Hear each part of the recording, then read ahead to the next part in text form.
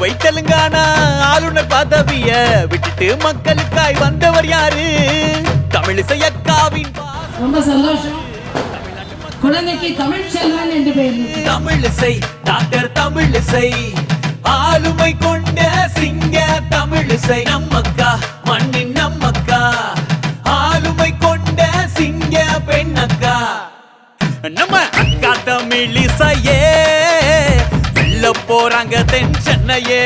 நம்ம அக்கா தமிழிசையே வெல்ல போறாங்க தென் சென்னையே. வேண்டும் வேண்டும் மோடி மீண்டும் வேண்டும் வேண்டும் மோடி. ஓடு ஓட்டு போடு நம்ம தாமரைக்கு ஓட்டு போடு. ஓடு ஓட்டு போடு நம்ம தாமரைக்கு ஓட்டு போடு.